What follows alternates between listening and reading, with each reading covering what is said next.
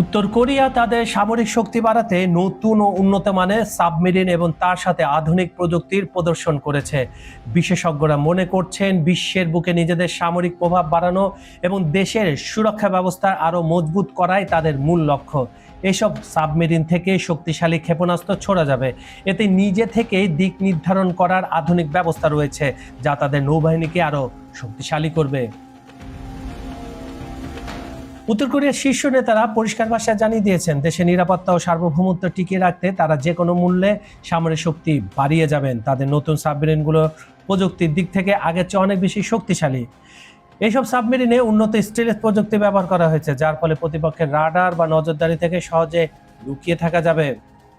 সাবমেরিনগুলো এখন টানা অনেক দিন পানির নিচে অবস্থান করতে পারবে, ফলে প্রতিপক্ষ দেশগুলোর চোখ ফাঁকি দিয়ে সমুদ্রপথে যে কোনো সামরিক অভিযান চালানো তাদের জন্য আগের চেয়ে অনেক সহজ হবে।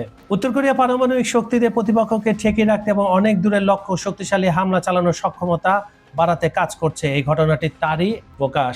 তারা শুধু সাবমেরিন নয়, বরং নতুন প্রযুক্তির ড্রোন এবং উন্নত রাডার ব্যবস্থার মহড়াও দেখেছে। সামরিক বিশ্লেষকদের মতে উত্তর কোরিয়া নিজেদের প্রযুক্তি এভাবে উন্নত করে বড় ধরনের বৈশ্বিক চ্যালেঞ্জ বা প্রতিপক্ষের মুখোমুখি হওয়ার জন্য প্রস্তুতি নিচ্ছে। নিজেদের অবস্থান শক্ত রাখতে এবং প্রতিপক্ষের চাপ সামলাতে তারা সামনে আরো নতুন ও আধুনিক প্রযুক্তির গবেষণায় প্রচুর অর্থ বিনিয়োগের ঘোষণা দিয়েছে। কাজল হায়দার, খবর সংযোগ।